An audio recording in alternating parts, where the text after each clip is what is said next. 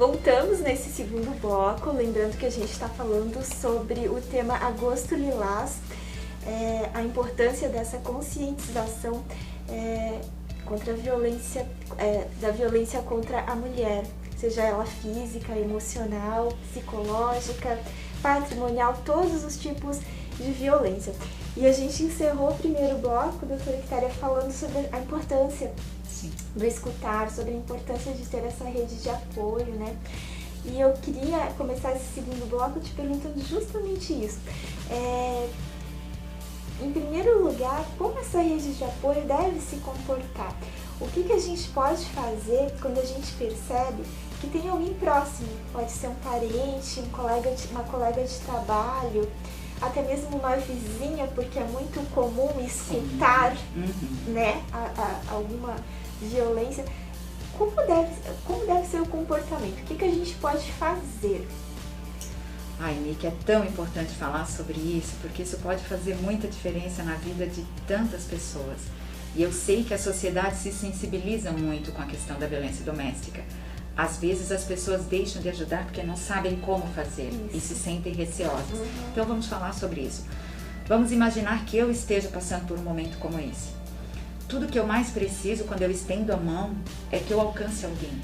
Eu preciso que alguém próximo a mim possa me ajudar nessa hora. Então, quando a gente fala numa rede, a gente está falando disso, de alguém que está numa situação vulnerável ou que precisa de uma ajuda e que ao estender a mão encontre algum apoio. É bem verdade que existe um canal de instituições que estão ali com esse papel de oferecer essa ajuda.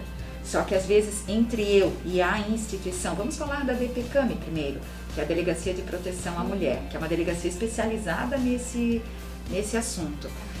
Entre eu e a delegacia, poderia ter só um telefonema ou uma saída de casa para eu ir até a delegacia para registrar um BO presencialmente nos casos mais graves. Se pede inclusive que seja pessoalmente, noutros pode ser mesmo pela internet esse BO, que é o boletim de ocorrência. Basta digitar boletim de ocorrência eletrônico no site, cai direto na Delegacia de Proteção à Mulher, a pessoa vai encontrar esse canal. Eu diria que para os casos menos graves, mas eu e você sabemos disso. A pessoa que está vulnerável, que está sofrendo, muitas vezes ela não tem nem forças para tomar uma atitude como essa, para procurar um modo de registrar esse BO, ou para telefonar, ou para sair de casa e ir até a delegacia. Às vezes ela nem pode mesmo, ou não tem forças para isso. Pois bem, então nessa hora é preciso que os amigos mais próximos saibam oferecer essa ajuda a ela. E a ajuda pode ser simplesmente ouvir, sendo um canal de comunicação segura, não um canal que vá julgá-la. Porque a mulher já tem muitas pessoas que a julgam. Eu diria que ela própria faz um julgamento muito crítico em relação a si. É importante que a pessoa saiba ouvir e que depois pergunte o que você deseja. Ela sabe o que ela deseja. E pergunte assim, de que forma eu posso te ajudar nisso que você precisa, né? O que eu posso fazer para que você se sinta melhor? Talvez ela diga, me convida para sair para caminhar com você, me convida para ir ao supermercado com você. Talvez tudo que ela precise é de uma oportunidade para sair de casa e ir à delegacia fazer o registro de uma ocorrência.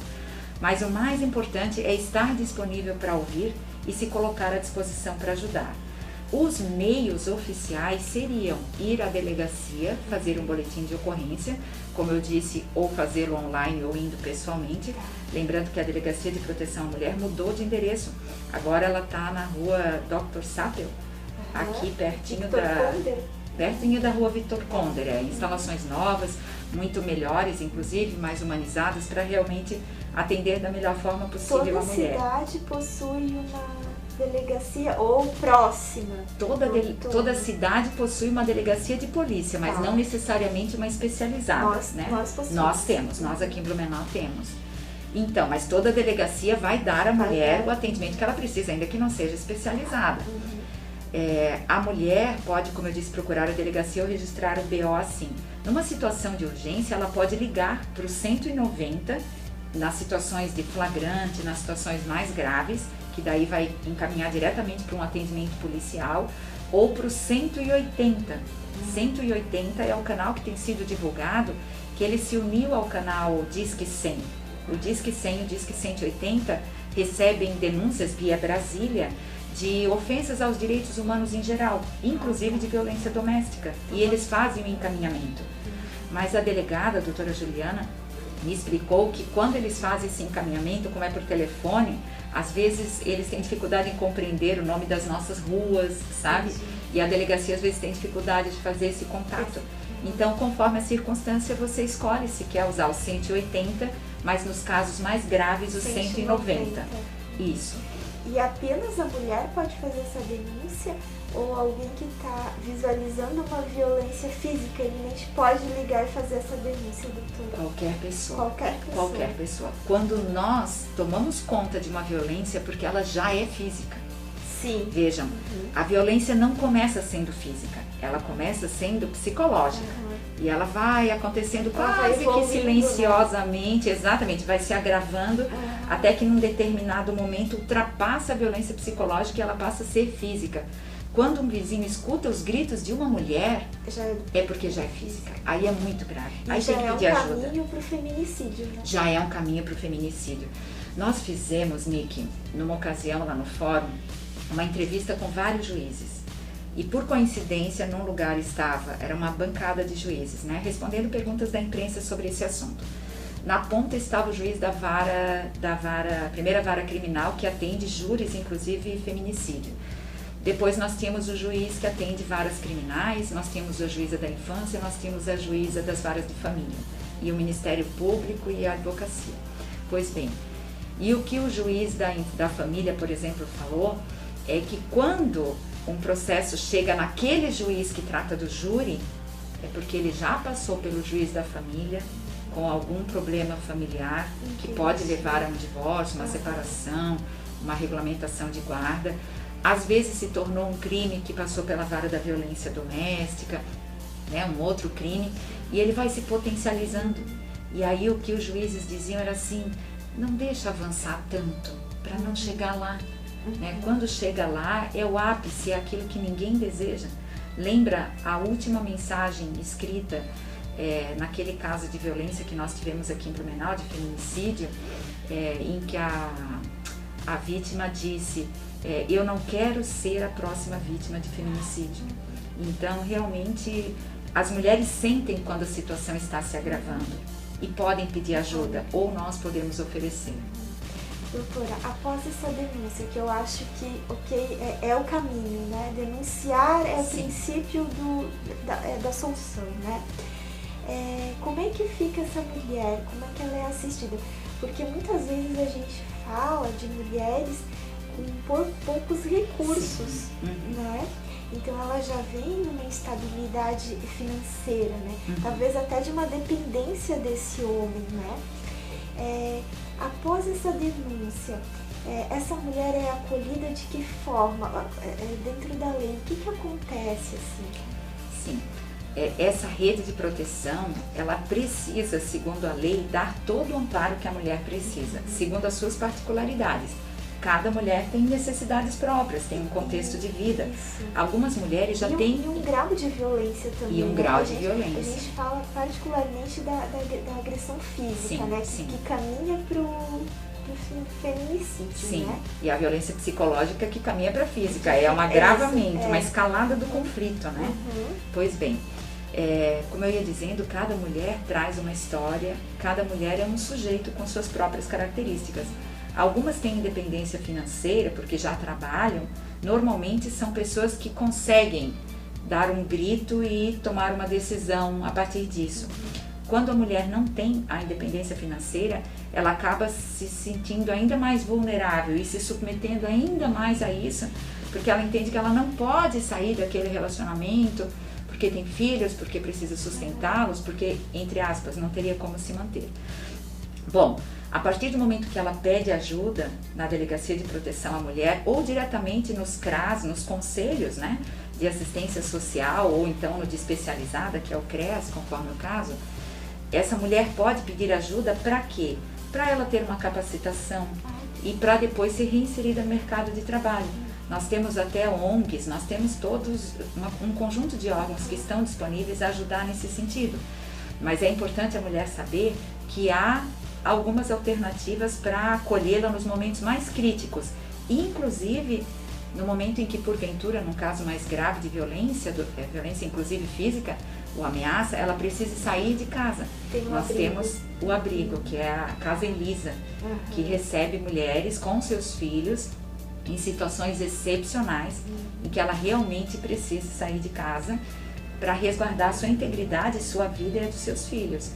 Então, há algumas saídas e algumas possibilidades, mas para isso a mulher precisa levantar a cabeça e seguir em frente em busca de algum tipo de ajuda. E também tem a lei do distanciamento, né, doutora? Das medidas protetivas, né? Isso, são medidas protetivas, isso, né? As medidas protetivas, a mulher diz quais ela quer que sejam conferidas a ela, e ela diz isso diretamente à autoridade policial.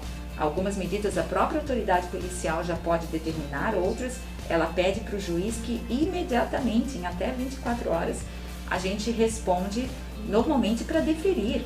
Se uma mulher diz que precisa do distanciamento, dificilmente uma autoridade vai dizer que não. E é muito rápido isso. É muito rápido, exatamente. E um detalhe importante, Nick, é que quando a decisão judicial de afastamento do lar do agressor ou de distanciamento, às vezes são as duas medidas. Ele é afastado de casa e tem uma ordem de distanciamento, que normalmente é de 100 ou 200 metros, acompanhada de uma proibição de contato por WhatsApp, por telefone, por qualquer meio, canal de redes sociais, enfim, para resguardar a proteção daquela mulher. Se o homem descumprir essas medidas, é o caso de prisão em flagrante. Olha só. Então é muito importante. E vale dizer que nós temos um apoio também muito significativo da Rede Catarina, que são policiais militares, que quando há medida de proteção, de afastamento, elas dão amparo às mulheres para justamente, né, fora do olhar do Poder Judiciário, resguardá-las, dando a segurança de que essa ordem vai ser respeitada. Maravilha! É muito importante mesmo esse trabalho. Muito bonito, né? São tantas medidas, e quando eu disse no início da entrevista que ainda há uma grande jornada para ser feita, eu queria reconhecer que nós estamos em movimento. Para mim, o mais importante é que nós não estamos parados, nós estamos em movimento. Nós reconhecemos que esse assunto é sensível, que alguma coisa precisa ser feita. Estamos aqui falando sobre isso, essa é a maior demonstração.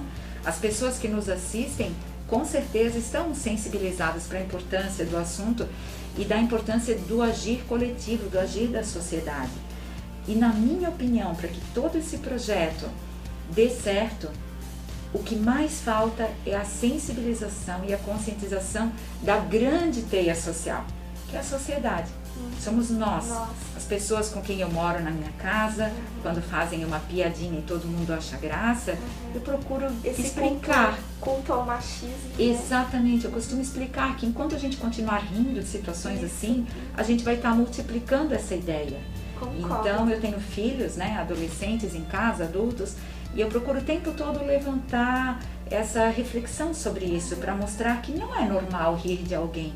Eu posso rir de qualquer outra coisa, né? Mas eu não preciso necessariamente diminuir alguém para achar graça. Então, piadas que ofendam a mulher não deveriam merecer o riso de alguém. Concordo. Então, a sensibilização nas nossas conversas dentro de casa, nos nossos lares, enquanto jantamos, almoçamos, ouvimos uma notícia, o que dizemos aos nossos filhos e o exemplo que somos, lembra do exemplo? Eu acho que tudo isso é capaz de proporcionar uma grande transformação social. Eu também acredito nisso, doutora. E eu acho muito importante, como você falou, não apenas no mês de agosto trazer esse tema, mas durante todo o ano, durante todos os dias, incorporar isso na nossa rotina, né? Acho que é a única maneira que a gente tem de que daqui a algumas gerações a gente não escute mais falar sobre violência. Isso, eu acho que o lilás é uma cor que lembra espiritualidade, vista a espiritualidade como um ponto de equilíbrio na nossa existência. E a pandemia nos convida a olhar para isso. Dentro, né? Então eu acho que ter um símbolo lilás em casa, pode ser um laço lilás, uma estátua, uma vela, qualquer coisa que uma pedra, qualquer coisa que esteja num lugar pelo qual você passe e que toda vez que você olhar para aquele símbolo lilás, você lembre das mulheres, de você mulher e das outras mulheres que merecem e que ainda lutam por respeito. E todos nós, indistintamente, podemos ajudar muito nessa conquista. Que lindo! Eu vou incorporar esse símbolo lá em casa também, vou lembrar das suas palavras. É um gatilho mental que nos faz lembrar de um assunto importante além do mês de agosto, né? É verdade. Doutora, eu quero te agradecer muito a tua vinda aqui, trazer esse assunto de uma maneira tão bonita. Foi pouco tempo, a gente poderia falar muito mais, né, doutora? Sim. E te convido a voltar, para a gente dar continuidade a esse assunto tão importante. Conte sempre comigo, é uma grande satisfação falar sobre isso e difundir a conscientização, né? Todos nós podemos fazer isso. Obrigada, Nick, e obrigada a todos. Muito obrigada. Bom, o programa de hoje vai ficando por aqui. Eu desejo a todos vocês uma ótima semana e até a próxima quarta-feira aqui na TV Galega Blumenau e TV Oceano Litoral. Fiquem com Deus.